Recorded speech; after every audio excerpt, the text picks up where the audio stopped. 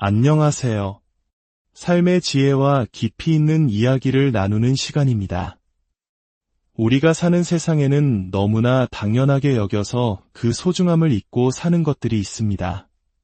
맑은 공기, 깨끗한 물, 그리고 위급한 순간 우리 곁으로 달려와주는 구급차의 사이렌 소리. 한국에서 119 사이렌 소리는 안도감의 소리입니다. 이제 살았구나 하는 희망의 신호입니다. 우리는 주저없이 119에 전화를 걸고 생명을 구하는 그들의 헌신에 감사함을 느낍니다. 비용 걱정은 그 다음, 아니, 거의 하지 않습니다.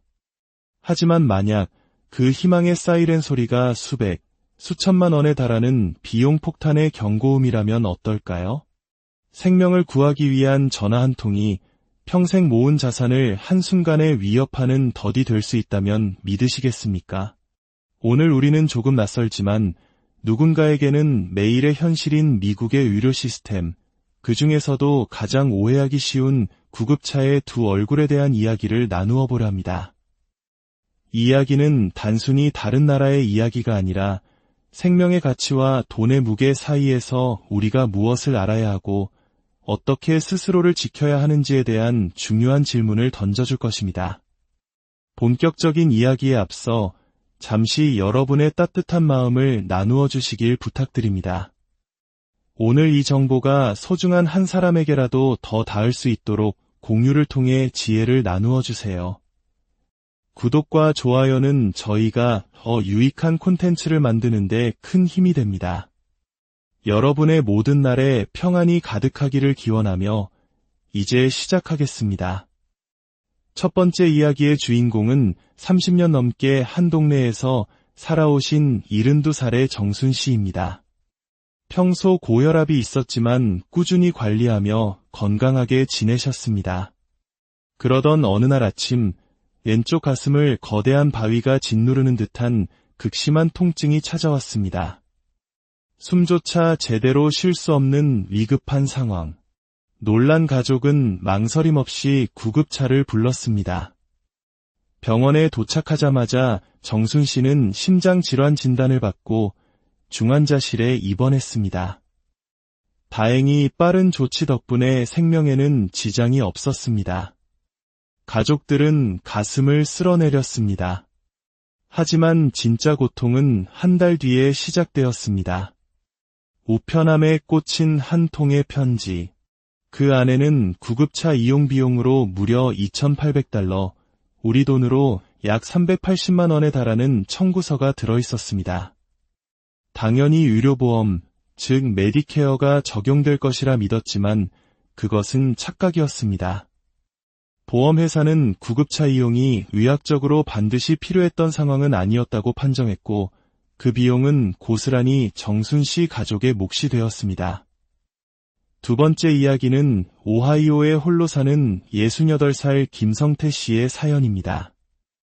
며칠간 고혈압 약을 깜빡했던 그는 어느 날 심한 어지럼증을 느꼈습니다. 혼자 사는 두려움에 위급하다는 생각으로 911에 전화를 걸어 구급차를 불렀습니다. 하지만 병원 검사 결과 의사는 별다른 이상이 없다고 말했습니다.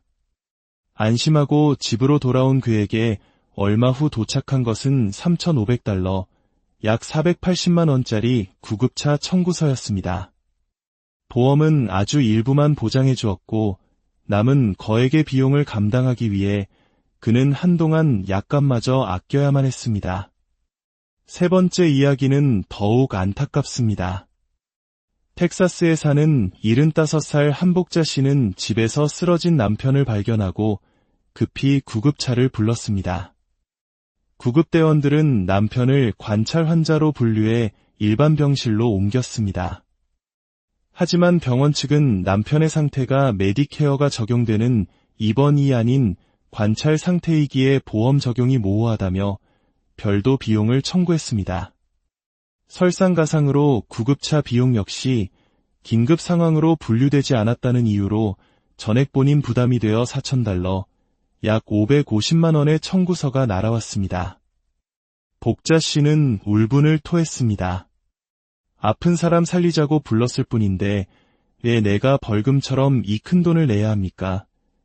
이 세 가지 이야기는 미국에 사는 시니어 동포들이 겪는 냉혹한 현실의 단면입니다.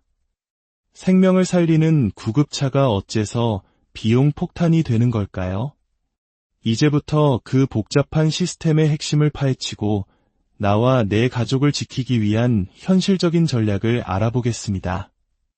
첫째, 구급차는 당연히 보험 처리된다는 생각부터 버려야 합니다. 이것이 가장 큰 오해입니다. 미국 유료보험인 메디케어 파트 B는 구급차 비용을 일부 보장해주지만 의학적으로 필요하다고 판단되는 경우에만 해당됩니다. 즉, 다른 교통수단으로는 환자의 건강을 위협할 수 있는 위급한 상황이었다는 명확한 근거가 있어야 합니다.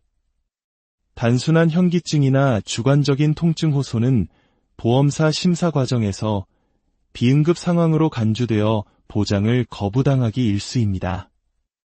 이때 가장 중요한 증거는 현장에 출동한 구급대원이 작성하는 보고서와 의사의 소견서입니다. 환자의 생명이 위급했다는 객관적인 기록이 없다면 보험 적용은 매우 어려워집니다. 둘째, 구급차 회사는 병원의 일부가 아닐 수 있습니다. 우리는 흔히 구급차를 병원 소속이라고 생각하지만 미국은 대부분 지역 소방서나 민간 사설업체가 운영합니다. 특히 사설업체의 경우 내가 가입한 보험사와 계약이 되어 있는지 여부에 따라 비용 청구 방식이 완전히 달라집니다. 만약 계약되지 않은 업체의 구급차를 이용했다면 보험사가 인정하는 금액을 훌쩍 넘는 초과 비용까지 모두 환자가 부담해야 하는 최악의 상황이 발생할 수 있습니다. 물론 위급한 순간에 어느 회사 구급차인지 따져볼 수는 없겠지만 병원 도착 후라도 반드시 어떤 업체를 이용했는지 확인하고 관련 정보를 요청해야 합니다. 셋째, 생명이 위급하지 않다면 다른 대안을 고려해야 합니다. 물론 심장마비나 뇌졸중처럼 1분 1초가 시급한 상황에서는 무조건 구급차를 불러야 합니다.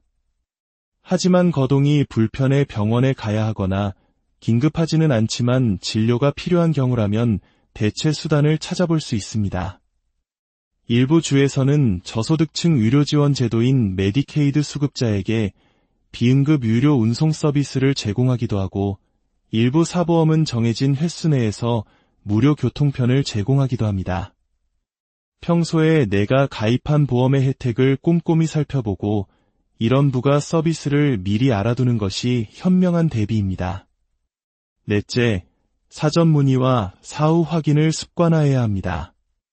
응급 상황이라도 정신을 차리고 가능하다면 병원이나 보험사에 먼저 전화해 이러한 증상으로 구급차를 부르면 보험 적용이 가능한가요? 라고 물어보는 것이 좋습니다. 상담원은 적절한 기준을 안내해 줄 수 있습니다.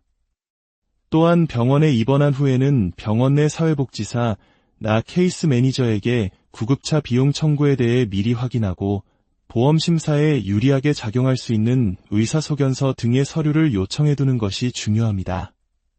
다섯째, 청구서를 받았다면 절대 포기하지 말고 꼼꼼히 확인하고 이의를 제기해야 합니다. 구급차 비용은 병원비와는 별도로 두세 달 뒤에 따로 청구되는 경우가 많습니다. 많은 분들이 이 사실을 모르고 있다가 나중에 거액의 청구서를 받고 당황합니다. 청구서를 받으면 날짜, 거리, 제공된 서비스 내역에 오류가 없는지 반드시 확인해야 합니다. 만약 보험 적용이 거부되었다면 앞서 챙겨둔 의사소견서나 응급실 기록 등의 증빙 자료를 첨부하여 보험사에 공식적으로 이의 제기를 신청해야 합니다. 또한 청구서를 보낸 구급차 회사에 직접 전화하여 분할 납부나 비용 감액을 요청하고 협상하는 것도 가능합니다. 미국의 의료 시스템은 우리가 상상하는 것 이상으로 복잡하고 때로는 비정하게 느껴질 수 있습니다. 특히 언어와 시스템에 익숙하지 않은 시니어 동포들에게는 그 장벽이 더욱 높고 억울한 상황에 부닥치기 쉽습니다. 구급차는 분명 생명을 살리는 귀한 수단입니다.